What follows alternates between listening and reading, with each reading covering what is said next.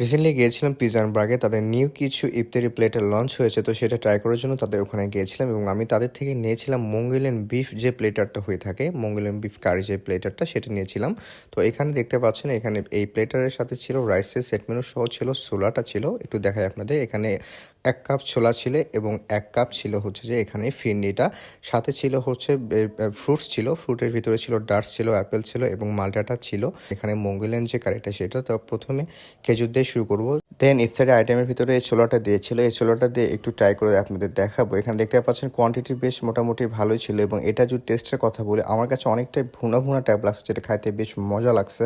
এবং এখানে যদি মঙ্গোলিয়ান যে বিফটা আছে, এখানে বিফটা সিলিং কারির মতো কেটে দেওয়া হয়েছে জুলিয়ান করে, এবং এটার টেস্টটা মোটামুটি আমার কাছে বেশ ভালো লাগছে। একটা বারবিকিউ সসের মতো ছিল এবং এটা স্মোকি একটা ছিল, মোটামুটি লেগেছে আমার কাছে খাইতে। এবং কোয়ান্টিটি কিন্তু এখানে ঠিকই ছিল। দেন এখানে যে তাদের যে ফ্রেশ ভেজিটেবল আছে, তাতে কিন্তু তারা মাশরুম এবং ওয়েজেসটা ইউজ করে থাকে। সাধারণত কিন্তু ভেজিটেবলটা ইউজ করা হয় না, বাট তারা করে। এবং এখানে যদি রাইসের কোয়ান্টিটিটা দেখাই, একজন পরিমাণের জন্য বেস্ট কোয়ান্টিটি ছিল। এবং এটা কিন্তু পিৎজা এন্ড বার্গের যে রোজো রাইসটা হয়ে থাকে তাদের স্পেশাল, সেটা কিন্তু এটা।